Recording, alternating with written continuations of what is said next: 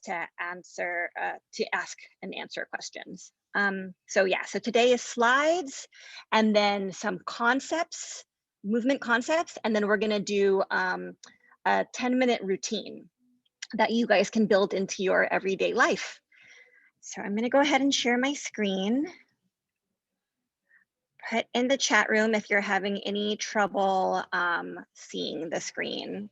You should have on your screen right now something that says Detoxify Your Movement Week 2. Is that right? Okay, good. I see some thumbs up. All right. So we did the assessment. Can you physically put your hand up, and I'm going to look at you guys and let me know if you didn't do the assessment last week. And a lot of your guys' cameras are off, so I can't quite see, but Melissa did not do the assessment. So Melissa, you can do the assessment after, but this is how we did. Everybody had code names. Well, some people, these look like real names, but in case somebody wanted to like keep themselves anonymous, these were the scores from our assessments. Hopefully you remember what your code name was. There was a total of 19 points, and we have a variety of scores from 3 to 18. And remember, this isn't a totally scientific process. So maybe you scored yourself low because even though you moved actually pretty well, you gave yourself a lower score so that you know later to work on that thing that we were testing. I can send this entire sheet with all of the answers to everything to you guys via Banyan so that you can remember what your score was last week and how you did, and compare it to where you are at the end of the 4 weeks.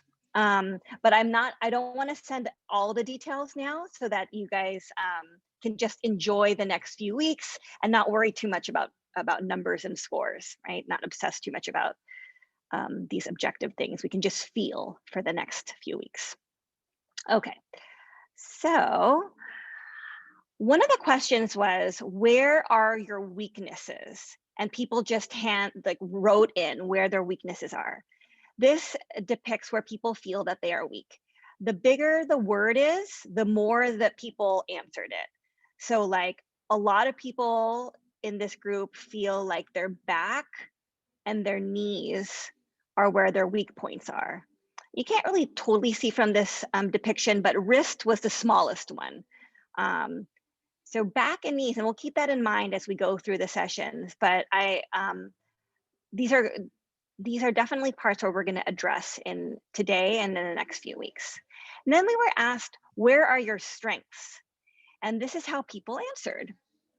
So this isn't in like any sort of order. These were just people's answers.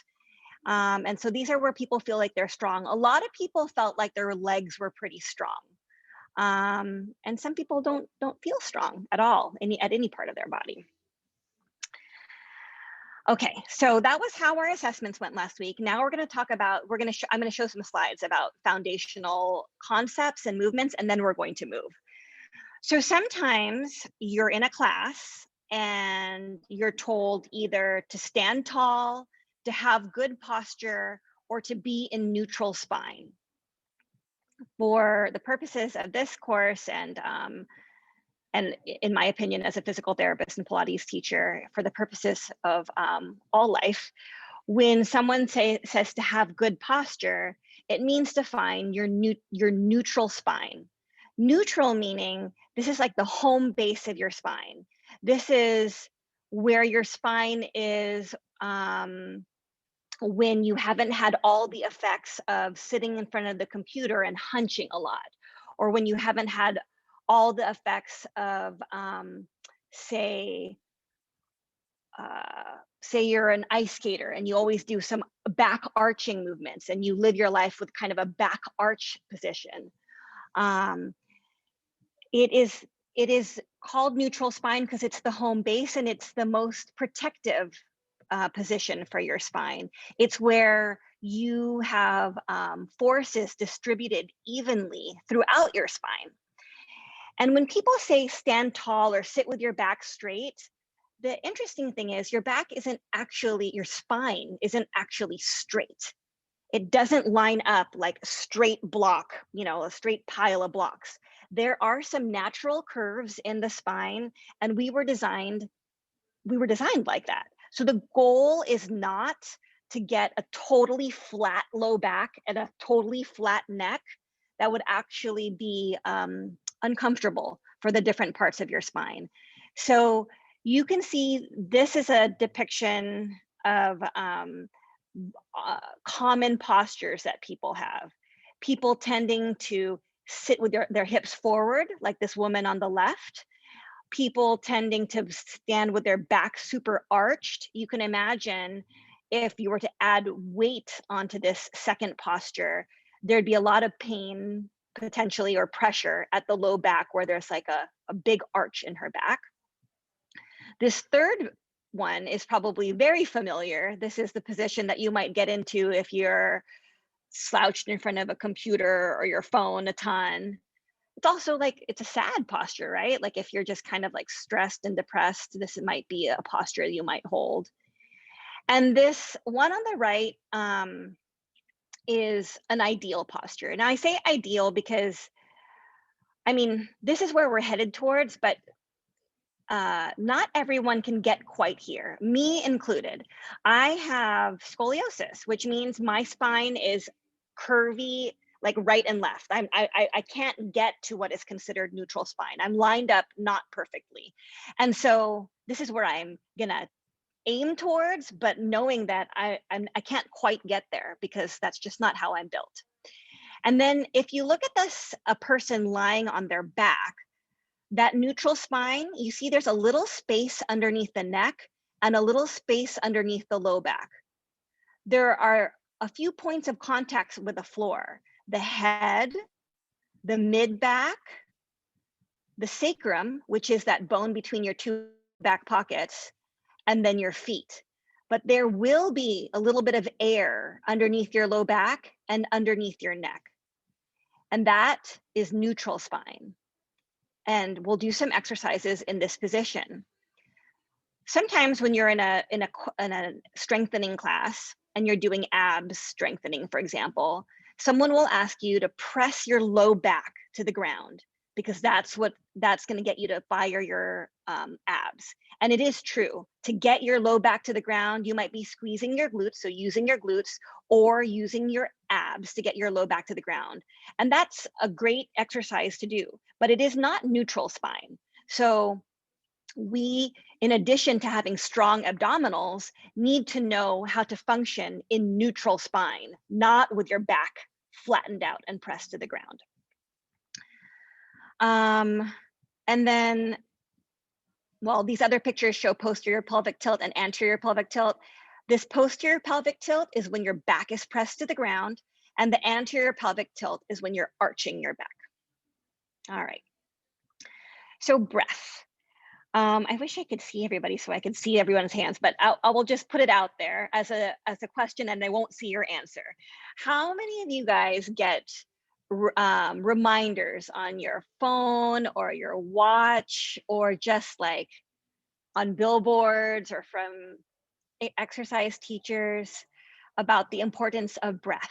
Just breathe. Yeah, take a moment to breathe. And sometimes when I'm really super stressed out and my watch tells me to breathe, I'm like, I am breathing. Like, of course, I don't need a reminder to breathe. I'm breathing all day. But there's something to be said about efficient breath, like good, healthy breath, or that reminder on your phone to breathe, which like tells you to take a deep breath in and full exhale. There's something about that that we should talk about. And it's more than just the moment to breathe. There's so much to it. So this is a person looking from the side. And you know, I hope the anatomy helps you guys. For me, like when someone just tells me to do something, my question's always like, but why? Why do you want me to do this? And so these like diagrams and the anatomy helps me understand like why someone's telling me to breathe. So this is someone from the side. This this top part right here, top red part, is your diaphragm.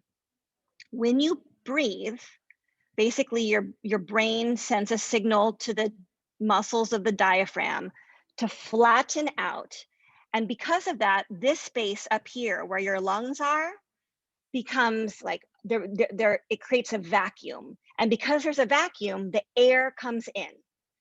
So this diaphragm controls the space that's here, and the space and how much of a vacuum is there is what controls whether or not air from your environment comes into your lungs. When you do that, when that diaphragm flattens out, you can imagine all down here under where it says transverse abdominis, that's where your guts are. So when you breathe, when you take a big deep breath in, not only is air coming in, but you're helping the movement in your digestive system, right? So you're helping like kind of create this up and down movement of this diaphragm, which thereby presses down into your guts and helps that area stay mobile. In addition, see, these are the ribs up here. When air comes in there and fills that area, these ribs, which are attached to your upper back, move your spine. So maybe your back feels stiff when you breathe. By the connection of your ribs, your upper back gets like a stretch, gets mobile. So when you breathe, it's getting air in, it's moving your food through your digestive system, and it's mobilizing your upper back. It's also mobilizing your lower back. So the diaphragm down here attaches to your lumbar spine. So you get mobilization of your low back as well. And then down here is the muscles of your pelvic floor. So that is very much this whole system right here, diaphragm, pelvic floor, and transverse abdominis, and multifidus. These are all a part of your core. And when you breathe, they're all moving. So as you breathe in, your diaphragm it descends, and so does your pelvic floor. And as you exhale, the diaphragm ascends, and so does your pelvic floor. All right, so sometimes video is nice. Let me know if you get, whoopsies, stop share. Let's see. Let me try to get you guys to a cool video of what happens when you breathe. All right. Are you guys seeing this video? Yes? All right. So this is kind of like fast breathing. So it's kind of, it's like sped up a little bit, but there's a diaphragm. That's where it sits in your chest. There's your guts. There are your lungs. And as you breathe, the lungs are filling up. And then your guts are moving underneath. That here it is from the side. It's a whole 3D motion. And those are your ribs. The muscles in between your ribs get stretched also as you breathe. All right, I think that's the end of that. Okay, so now I'm gonna go back to the slides. Oops, present and share screen.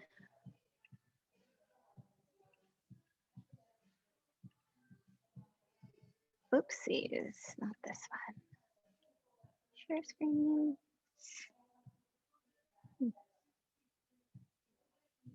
Strange.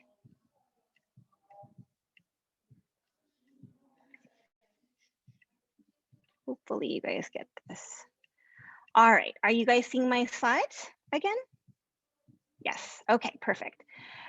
So, oh, it's time to move. Perfect. We are gonna start in a lying down on your back position. So go ahead and lie down on your back. And you're not gonna necessarily need to see me. I'm gonna try to be as verbal as possible so that you can understand without having to look. But if it helps to look, feel free. I'll be here moving with you. All right. So you're gonna lie on your back with your legs bent. And I just want you to notice what is on the ground. your feet. As we travel upward, your sacrum, again, it's the bone between your two back pockets. If you notice, there's just like a little bit less pressure underneath your low back. It's not pressing on the ground as much as your sacrum is. And then as we travel up higher, your mid back is on the ground. Your back ribs are partially on the ground. Your shoulder blades are on the ground. And the back of your head. If you find yourself with your chin kind of up, because it's like, it's hard for you to get your head on the ground, you can go ahead and put like a little sweater or a small pillow or a folded towel underneath your head so that your chin's not up. You'd like your nose to be directly towards the ceiling. And now just take a deep breath in with no instruction and notice what moves when you inhale, like what part of your body is moving. We're taking a full inhale and a full exhale. Just keep on going with that breath. It might be your rib cage raises up to the ceiling. It might be your shoulders are rising up to your ears. Could be that your belly is expanding. Maybe you feel your back ribs move towards the ground as you inhale. Just noticing, what is your natural pattern? All right, and now that you've noticed your natural pattern, let's try to bias the breath. So let's see if we can make the rib cage expand, like you want to reach all sides of your shirt with your inhale. And as you exhale, pull away from your shirt.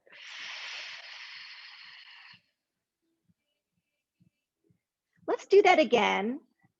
And try not to let your shoulders rise up to your ears. So just expand sideways to the ceiling and to the floor with your inhale, but your shoulders aren't coming up to your ears with your inhale. And then as you exhale, pulling away from your shirt. And now expand just the right side of your shirt. And you're not alone if this is kind of a weird concept and hard to accomplish. But see if you can inhale and expand just the right side of your shirt. Right rib cage is opening up. And let it all out. And then now left rib cage.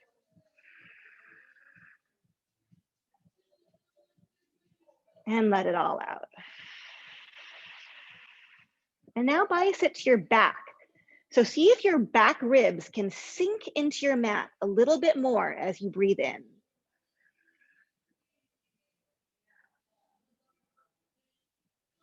And let it all out. All right, now bring your attention to the bony alignment. So down here at your, like where your bikini bottoms would be or your underwear would be, you have your pelvis. Now go ahead and put your hands like a circle around that pelvis. Actually, I'm gonna, yeah. Can you guys can't see me very well, huh? So let's go like this. And you guys can probably see me better in case you need me if I'm bigger. Right, Melissa? I think so. So I'm gonna leave my notes up for myself and you guys are going to be able to see me better. All right. So you are putting your hands around your waist like this. That's you holding your pelvis. It's pretty much like a circle. Now bring your hands up higher and bring your hands around your rib cage. That's like a circle of pelvis and a circle of rib cage. And now keeping your pelvis where it is, raise your rib cage up towards the ceiling. And now push your rib cage down towards the floor. All right, and just settle and be comfortable. Notice that the pelvis and the rib cage are comfortably lined up with each other. One, basically, it's like you're a tube, right? A tube of ribs and a tube of pelvis, one tube. This is kind of obvious when we're lying on the ground, but it changes when we are standing. Okay, now bring your hands up to your rib cage, up a little bit higher, and notice if your front ribs are flaring up to the ceiling, like they're lifted up. If you look at me, you can kind of see my rib cage is flared up to the ceiling. See if you can settle those front ribs down. So this is a line here from your ribs down to your pelvis. And yeah, we have there could be some flesh here from our bellies, but this rib and pelvis alignment is there. Okay. And now I'd like you to raise your arms up over your head and see if you can keep those ribs down as you raise your arms over your head. And now bring your arms back down. Again, raise them up and bring them down, keeping that tube, that line from your ribs to your pelvis. One more time.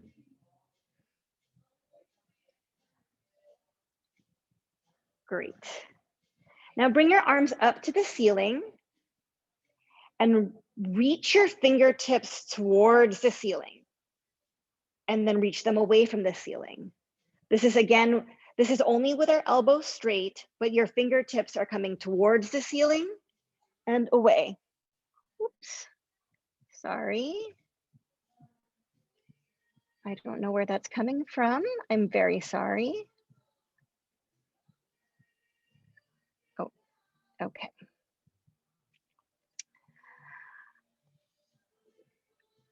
All right. So we're reaching our hands up towards the ceiling and away, and that makes our shoulder blades come forward as we reach to the ceiling and come backward as we reach away from the ceiling. So bring your mind's eye to your shoulder blades and reach forward with those shoulder blades as your arms, fingertips reach the ceiling. And bring your shoulder blades backwards and towards each other as you reach away from the ceiling. Great. Now we are going to hip hinge. So that means we're going to fold at just our hip. We're back in neutral spine with a little space underneath our low back and a little space underneath our neck. And you're going to fold at your hip, raising your leg up. We're raising our legs up one at a time, switching back and forth. And just notice if your neutral spine position changes. Maybe you feel yourself shifting side to side. Maybe you feel your low back pressing onto the ground as you lift your leg up. As you bring your leg down, maybe that arch of your back changes. If it's not obvious, try 2 legs at the same time. When you bring up 2 legs up at the same time, you'll feel that pressure on your low back wanting to move with your legs. Our goal is to stay in a neutral position with that little space underneath your back and your shoulders laying on the ground as we lift up our legs. So you can be doing this with 1 leg or with 2. 2 leg is, I think, is pretty challenging. Let's do 2 more. All right, great. So next position, have a seat. So sit on a chair or sit cross-legged on the ground.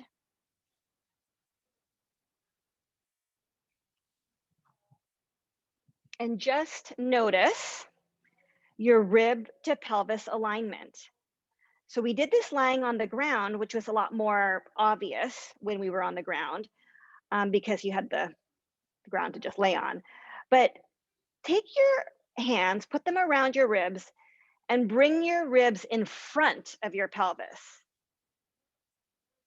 And now bring your ribs behind your pelvis. And now stack them straight up and down, where that circle of ribs is directly above the circle of your pelvis. There's you in a neutral position. Well, at least from rib to pelvis. And then if you can get your head to line up so that it's centered above that rib cage, now you're lined up. Great. So now we're going to do some breath work here. I'd like you to put one arm down and reach the other arm over. Let's do that on the other side just so that we can get a little warmed up. And as you go from side to side, keep both sides of your pelvis on the ground.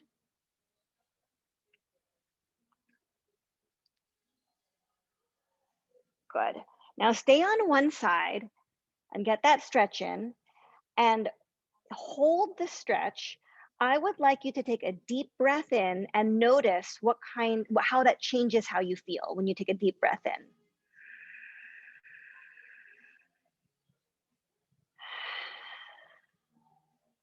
When I breathe in, I can feel the space in this top rib cage opening up as I inhale and closing up as I exhale. Let's do the other side. Take a deep breath in and out and come on back. All right, so now let's bring our attention to our shoulders. When we were lying on the ground, you could, see, I can't see how much you guys can see of me. When we were, there we go.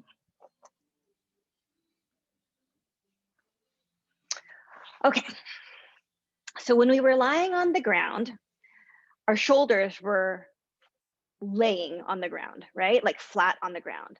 But oftentimes when we get up to sitting, our shoulders end up coming forward. So let's just play with that. Go ahead and put your hands on your knees if you're sitting on the ground, or you can just hang your arms down if you're sitting in a chair, and let your shoulder blades come forward and backward. When we were lying on our back, it was like this, and we were reaching towards the ceiling and reaching away. Feeling your shoulder blades is like it's a difficult thing. People have a hard time knowing where their shoulder blades are in place. So just take this moment to feel those shoulder blades slide forward and backwards along your back ribs. And where we would like our shoulders to sit in an ideal posture would be directly under our ears. So our head can also go forward and backward.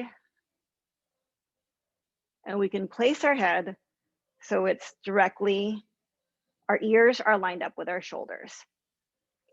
And again, let's notice if you keep your head in that place and you bring your shoulder blades forward, your shoulders are not under your ears.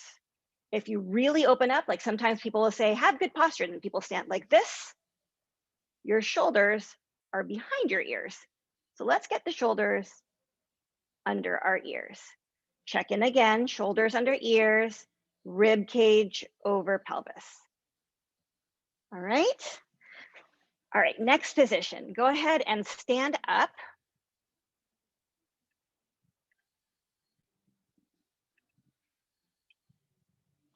And we're gonna notice our alignment here.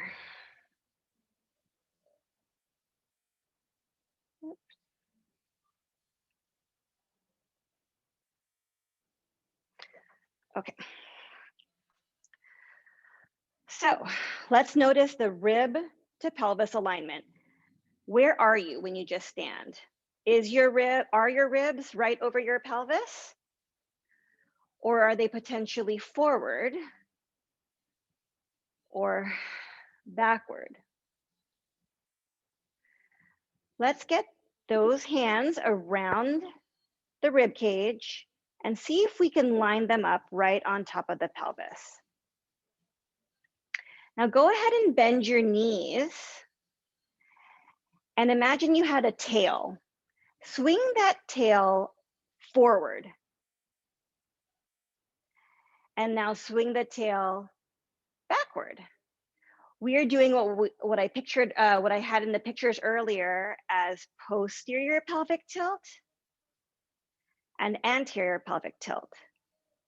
Both of these positions, as we go forward and back, are not neutral positions of the pelvis. So let's get to right in between where the tail is hanging straight down. Our knees are still bent. Get that tail straight down and try to keep that tail straight down as we stand up. You might notice your core kick in to make that happen. My natural tendency is to arch my back. So it takes a little bit of core effort for me to get my tail to be hanging straight down. All right, so we have our pelvis in neutral, our ribs lined up over our pelvis. Let's bring our shoulders front and back like we did earlier and get it lined up so that it's directly under our ears. And now we're at our home base position for ideal posture and neutral spine. So we're gonna do a 10-minute routine that I would love for you guys to be able to incorporate into your lives. But before we do that, I wanna know if you guys have any questions about what we just went over.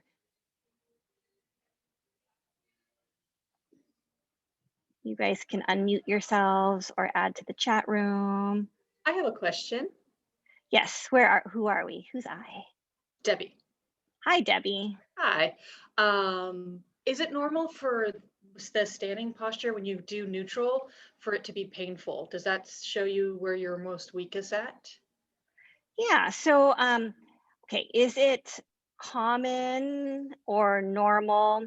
Like it's okay that that's what's happening, but we wouldn't want that ideally, right? We'd want to either we'd want to take a look at it. Perhaps your interpretation of neutral isn't quite there, or yes, maybe it shows where there's a painful spot, like a spot that's stuck and it's painful to be in neutral. So tell me, where does it hurt when you stand in neutral position? It was the shoulders, the upper back, because I'm noticing from the past year of working at home, I'm leaning forward all the time. So to put myself in neutral, I just feel it like a strain. Okay, and where is the strain? Shoulder blades to the neck, going like in the back. So for you to get to here, it feels like a strain. Yeah. So if you are spending a lot of time hanging out with your shoulders forward, these muscles end up being tight, and these muscles in the back end up being weak. And so when you have to bring your shoulders to neutral, it's a lot of work. You're pushing against tight structures here. So you have to work even harder to get your shoulders back here. And those muscles are straining to get to hold that position, right? So that's a really good question, because even though there's an ideal posture, maybe you're not there yet, right? Like there's a lot of very hunched forward people. For them to stand like this, it's like a lot of effort. And that effort all through the day is going to be painful. So you move into it little by little, kind of like getting braces for your teeth. You wouldn't go straight to straight teeth, right? You little by little move those teeth, because otherwise it'd be super painful. Yeah. Thank you. You're welcome. Anything else? Any other questions? All right. I just realized that the charger for my computer is not here, and my computer's running out of battery. So I would like you guys, I'm going to give you guys a homework assignment while I go run and get my charger. And it's this. You're going to start by lying on your back. And I would like you to try to practice the deep breaths. Try expanding all sides of your shirt. See if you can do just the right side, just the left side, just the back. I'm going to come back and ask if there were any issues with that. Yeah. If you're having trouble, like maybe your shoulders are rising up like this when you breathe, or you can't get the air to go to your back. So go ahead and lie down and I will be right back. Can't wait to hear your feedback. Be right back. A question. When you're Yes. when you're talking about breath, are you talking about inhale or exhale or both? Yes. So that's a good question. When you inhale is when you are expanding your rib cage. And then when you exhale is when you are making your rib cage more compressed. So see if you can inhale and direct the movement, the expanding movement, to the different parts of your rib cage and to your back. Thank you. Yeah.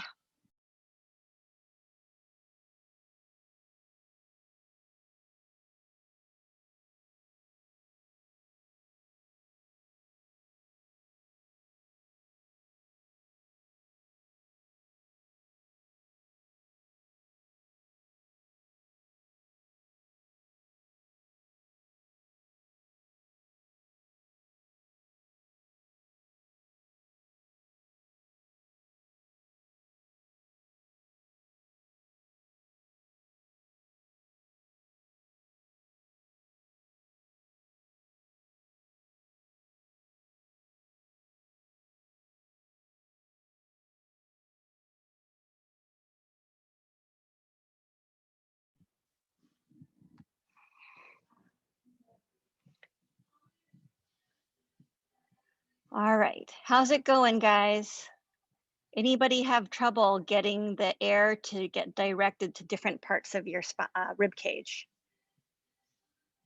Anybody wonder why I'm not saying belly breath?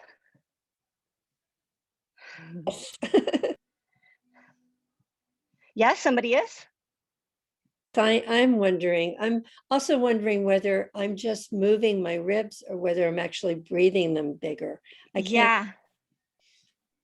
That's a really good question, because sometimes when I give that instruction, people are just like not letting the breath expand the rib cage. They're just like opening up their rib cage, but not really letting the breath lead. So that's my best cue, is let the breath lead the movement. And then, did that answer your question? Oh, It did. Sorry, you cut off just a little bit. Sorry. Yeah, it does, except I still can't tell the difference. I mean, I don't know if I'm physically moving my ribs over to the left and right or whether I'm actually using the breath to do it. And I guess if I practice after a while, it'll get better. Yeah. Also it's just even if you're not quite doing it the way that I'm intending, just that moment to get into your body and bring your mind's eye to a part of your body that you might not normally think about is great, right?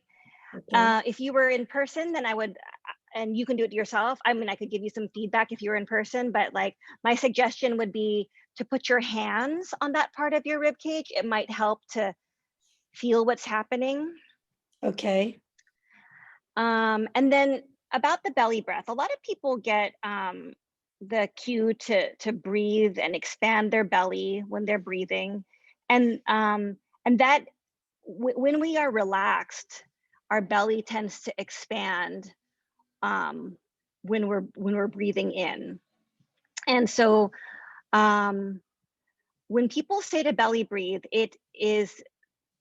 the intention is to say to you, use your diaphragm to breathe, have a relaxed breath. But sometimes, just like I think that was Ruby that had the question about, I'm not sure if I'm just moving my rib cage or if the breath is leading it. That also happens when people belly breathe. They just poof their belly out and breathe in, but it's still not quite using the diaphragm and in the most efficient way. And you've basically let go of your core muscles, just poofing your belly out and pushing everything out. So that's why I don't say belly breath. And it's not like, if you're doing belly breathing well, then it actually is, it's great, it's good, it's relaxing, it's good. But I find a lot of people just push out, kind of like they're having a bowel movement type thing when you tell them to belly breathe. And that's actually opposite of the intention. Okay, all right. Any other questions about the breathing? You ready for a 10-minute routine? All right. Okay, so you are not going to necessarily need to hear me. This 10-minute routine, excuse me, you're not going to necessarily have to see me. This 10-minute routine is meant for you to do on a daily basis and connect your mind to your body. It helps you get back to like home base. I see a lot of athletes and dancers here in the physical therapy clinic, and your activity, especially when you do it for many hours, starts to shape you. I don't know how many of you are familiar with gymnasts, but you can, if you are familiar with gymnastics at all, you can probably picture in your head what they look like. Their shoulders are a little bit forward, their back is a little bit arched. Their gymnastics kind of trains them into that position. And we all need to get into like back to home base. A ballet dancer might hang out with their feet turned out all the time. Maybe their back to arch a little bit, maybe their chest lifted up a little bit, because that's maybe what they're being asked to do when they do ballet. They also need to get back to home base. Not great for a ballet dancer to be walking around their whole life with their feet turned out. So maybe you guys aren't ballet dancers or gymnasts, but you spend a lot of time, let's say, on your phone or crocheting or knitting or reading a book. You also need to get out of this position and get back to your home base. So this is what we're doing now with our routine. So go ahead and lie on your back. And I know you guys just did a bunch of breathing, but for purposes of this, so you know what the 10 minutes is like, we're gonna do 1 minute of full inhale and full exhale. So completely breathe in as much as you can and completely breathe out as much as you can, all the way. And we're gonna do it for a minute.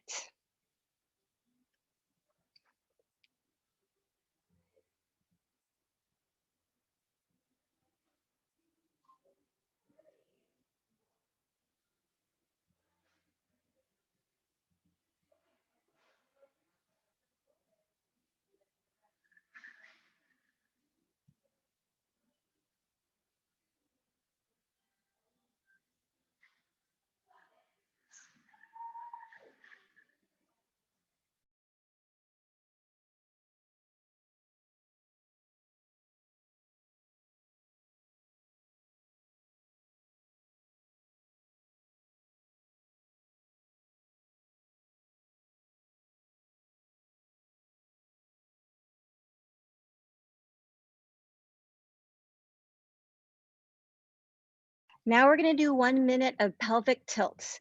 That means you're lying on your back and you're gonna go press your low back to the ground. Your whole low back is pressing to the ground. You're going into posterior pelvic tilt. And then you go the other direction, giving a little air underneath your low back. Press and release. And I like to exhale with the press, inhale with the release. Exhale, press. Inhale, release. Exhale, press. Inhale, release. And one more in each direction.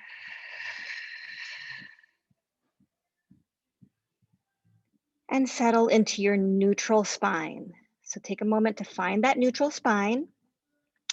And now you're going to do 1 minute of marching. So that marching motion that we did earlier, that hip hinging, lifting one leg up and placing it down, other leg up and placing it down with a focus on being loose hips, light legs. Let that motion happen in that hip joint. You're staying in neutral spine.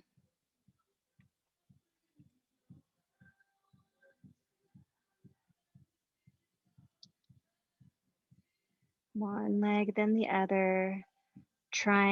If you work on trying to be really firm and stable in your neutral spine, your legs can feel really light, like they're floating.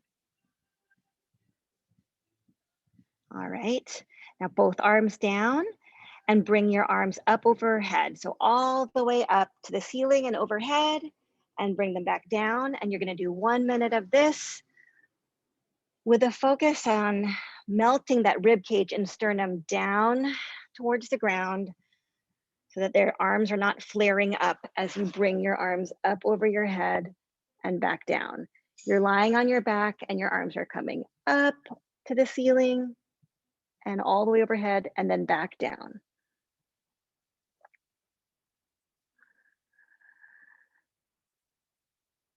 And remember that, this is a very simple motion, right? Arms coming up over your head, but bring your mind's eye to your rib cage and noticing if it's moving and try to keep it still.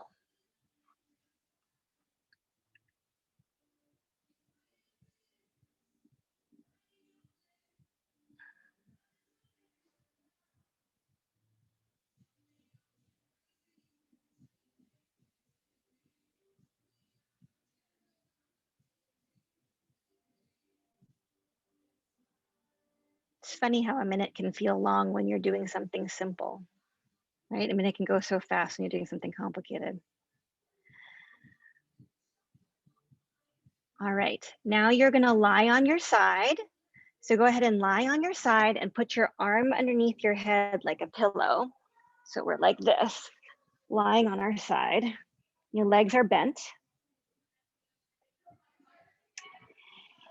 You're gonna keep your hips stacked and you're gonna open yourself up, keeping your hips stacked, keeping your knees stacked on top of each other, looking towards where your hand goes.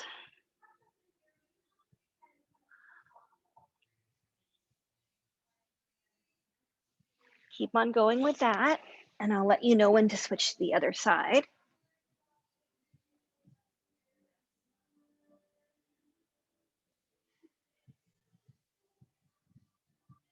Try to look towards that hand. Try to let that top shoulder reach towards the ground. So it's not just an arm movement, but also a whole twist of the upper back. It's not just a chest stretch. Good. All right, now turn to the other side and do the same thing on the other side.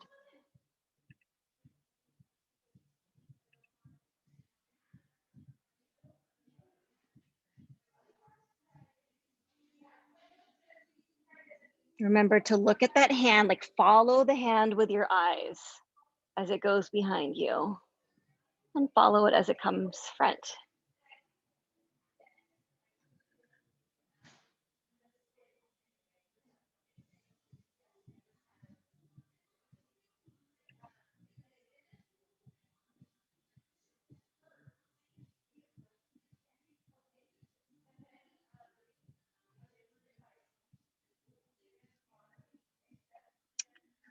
All right, now have a seat. And we're gonna do a minute of shoulder rolls, which is gonna feel like a lot of time. Where you can do both arms, both shoulders going up and back. You can have them coming forward. You can do alternating one shoulder at a time. Like they go at different times, basically, forward or backward.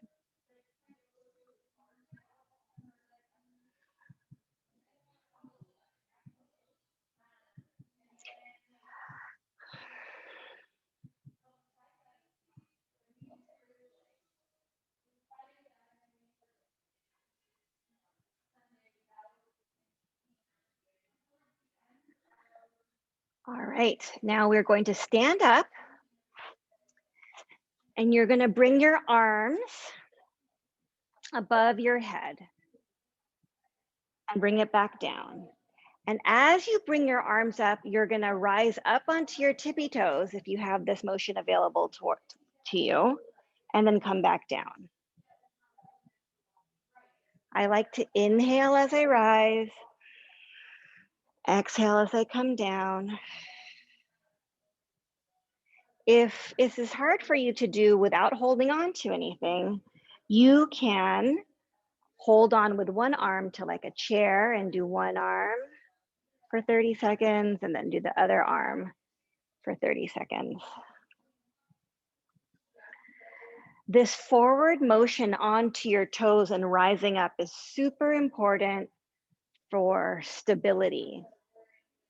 As we get less mobile in life, we tend to like shift our weight to our heels. So this right here is like really important for fall prevention. But also calf strength is really important if you are a runner, for example, and it's like an under exercised muscle if you are a runner, but it's so important. All right, now we're gonna do squats. I'm gonna turn to the side so that you can see me. And we're gonna talk, well, let's go ahead and squat. And as I squat, notice that I'm hip hinging. I am folding at my hip. My tail goes back, but my ribs stay in this like tube-like alignment with my pelvis. Oftentimes when people squat, they send their tail back and their ribs flare forward. We're gonna keep those ribs in like we've talked about earlier. Also, your knees can come forward. So sometimes people are told, don't let your knees go past your toes. And in response, they shift their weight back like this. But your knees can come forward so that you're folding like an accordion. Yeah? If you're gonna be jumping up and down, you wanna distribute the forces and fold evenly throughout all the available joints. Let's do 2 more. Great. Now we are going to do that pelvic tilt. So if you have a wall behind, like, available to you, stand on the wall, against the wall with your legs bent. And you're gonna press your low back to the wall and then release. But if you don't have a wall easily accessible, you can do this in standing like we did earlier. Back and forth. A lot of people with back pain find this motion to be really helpful for them. So some of you guys that said that you feel weak in your back, I associate that with like pain in the back. And try this. Next time you have back pain, see if this helps. Or if you're like a runner or you lift weights, see if doing something like a pelvic tilt with your back against the wall in this like chair sit position helps you feel better after your exercise class if you start off with this. All right, and then finally, we're gonna do 1 minute of, I associate this with Tai Chi. So we're gonna breathe in, bring our arms up, breathe out, push the air out. Again.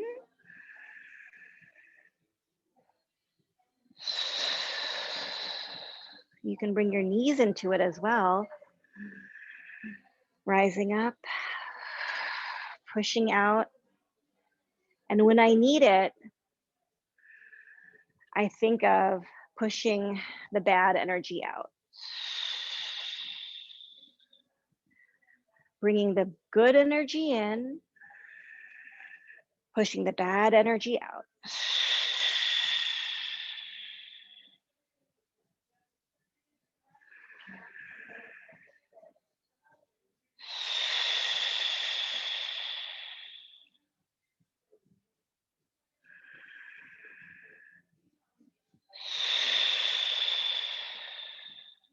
do one more.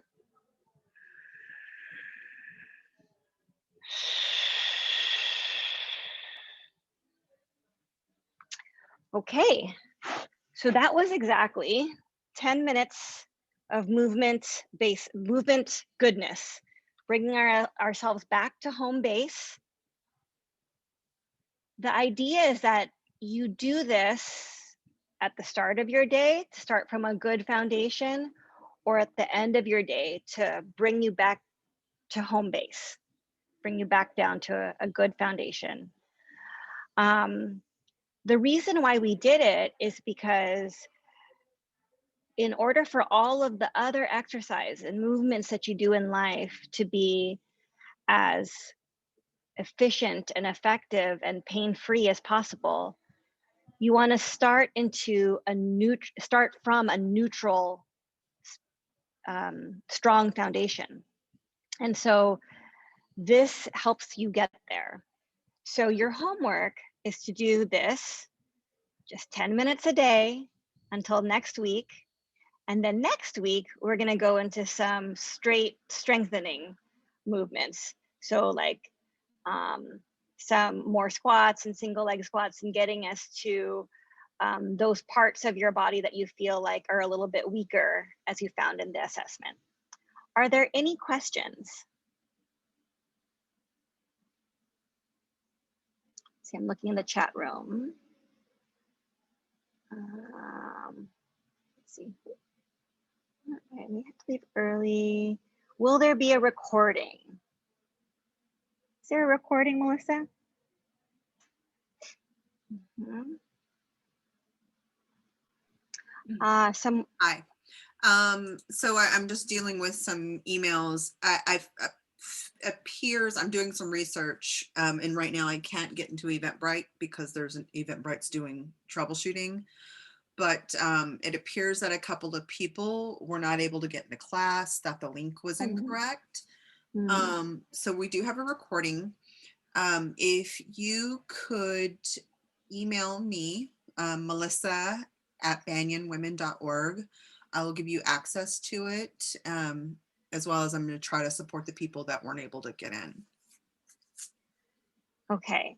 Somebody asked me, what if I'm a mouth breather? What if I always breathe with my mouth? There are actually people who are specialists in physical therapists who are specialists in helping you with more efficient breathing, like if you want to be able to better breathe through your nose and things like that.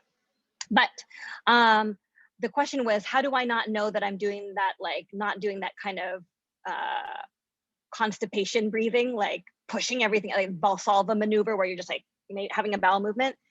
If you put your hand on your stomach and you feel your belly button draw towards your spine as you exhale, then you're doing all right. So sometimes I put my hands here on my belly and here on my rib cage, and I breathe and expand my rib cage as I inhale. And this could be with my mouth too. And then I exhale and I feel my belly pull in.